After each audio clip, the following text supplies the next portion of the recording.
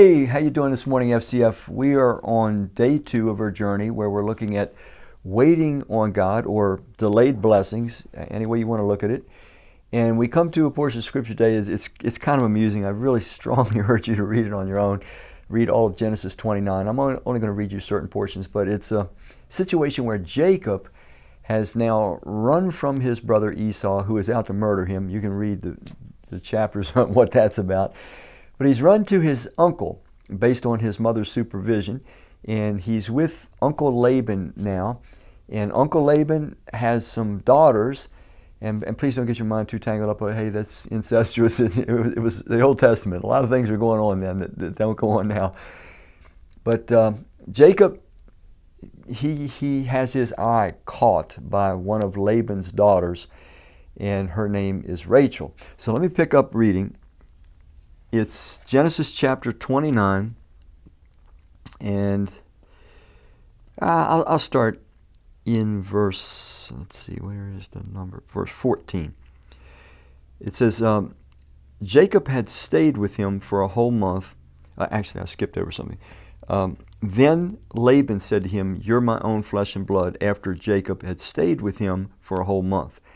Laban said to him, "Just because you're a relative of mine, should you work for me for nothing? Tell me what your wages should be."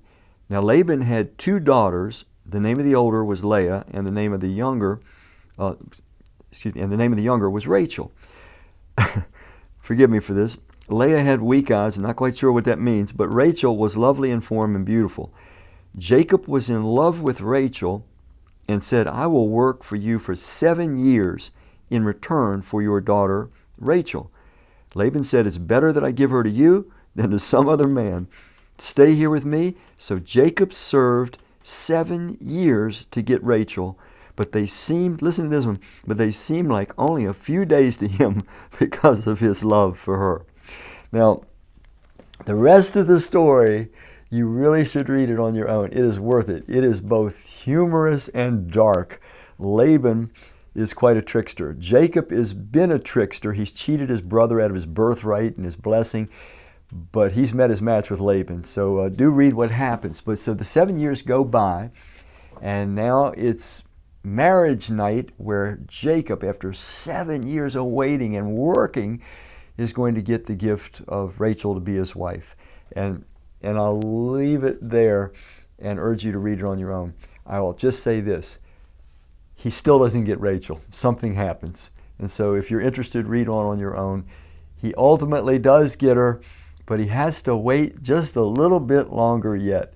So sometimes, once again, we work, we put in our time, we do all the things that are appropriate. We know we're within the boundaries that, God would allow something to happen, but we still have to wait and then wait yet longer. And sometimes things happen that we know are not fair, that cause the waiting to go on longer, that we know we didn't deserve, as in this case with the story of Laban and Jacob. But nevertheless, God's working still in this. And by the way, this is a long process that you can watch in the life of Jacob, where God is taking a very crafty, deceitful man, a man who's out to use everybody and everything, including God.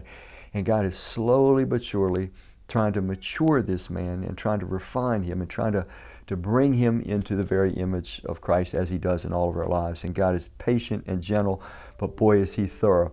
And this is one of Jacob's first big experiences, first big lessons.